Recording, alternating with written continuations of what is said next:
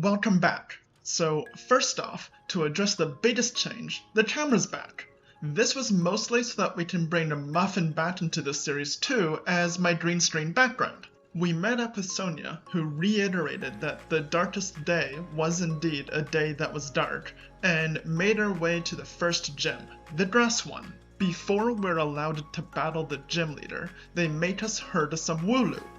They kept running away whenever we got close. I guess they were a little sheepish.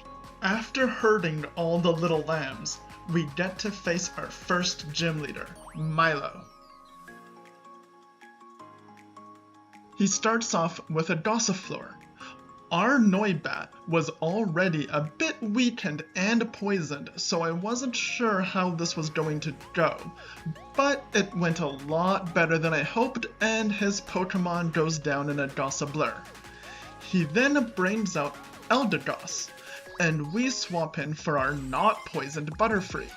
Now that is a shining Butterfree. With our Dynamaxed Pokemon looking all big and cool, our attacks do equally big and cool flashy effects. Luckily, his does nothing to us, and his Eldegoss is quickly Eldegone. With the first gym done, and badge in hand, we're told our next stop is Holbury, so we plan our route and head out. It's a nice little walk out east where we shake some trees, find the nursery, and then we find some Team Yell people. By beating Team Yell, we get a shiny new bike. That's quite the reward so early. Now that we have a bike, we continue on our way significantly faster and come across the perfect Pokemon to use on this channel. The Japanese half of my family would cry if they heard me butcher the pronunciation this much, so I'll just put it on screen instead.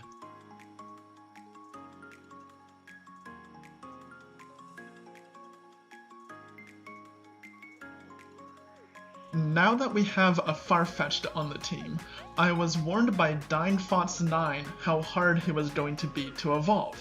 I need to score 3 critical hits in a single battle. That's gonna be quite difficult.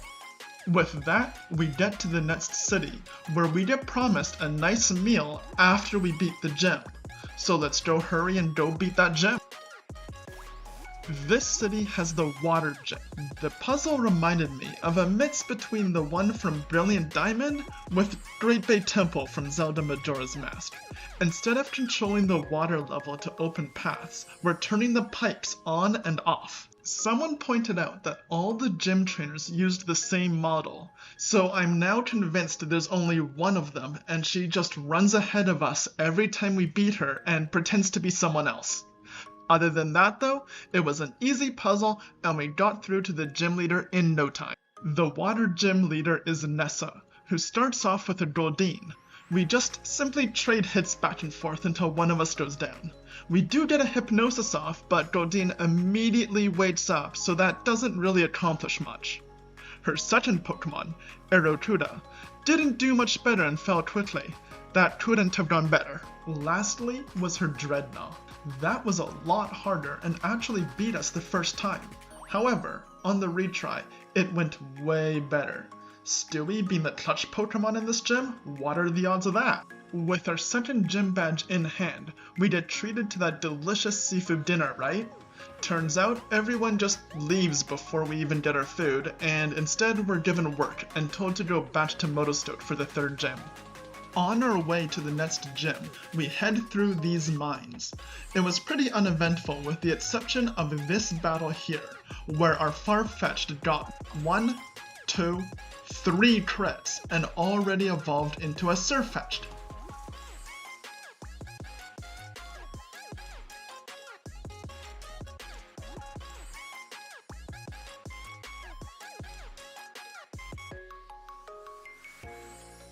It really is a short path just through that one cave back to Motostoke, so nothing else really happens and we successfully return.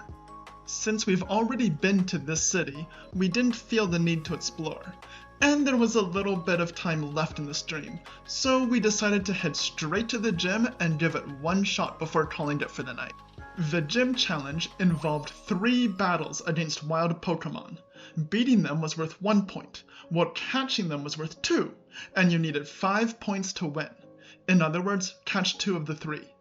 The twist is that there's another NPC there who's also battling trying to stop you, either by attacking you or knocking out the wild Pokemon before you can catch it.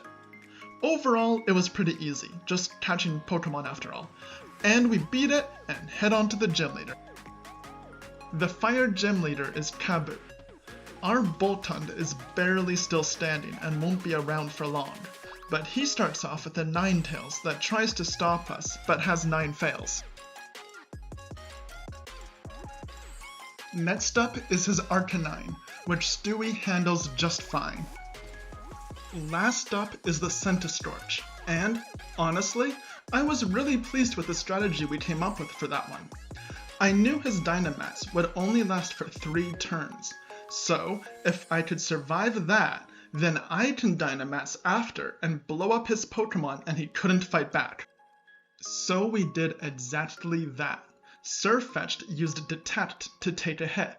It has an increasing chance of failing if used consecutively, so what we did is we used it once to take the first hit, then used it a second time and just have it succeed for the second hit.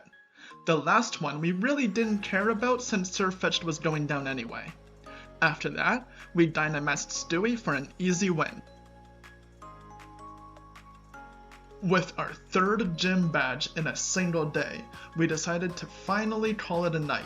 Today was super productive. Thanks for watching, and remember to like and subscribe.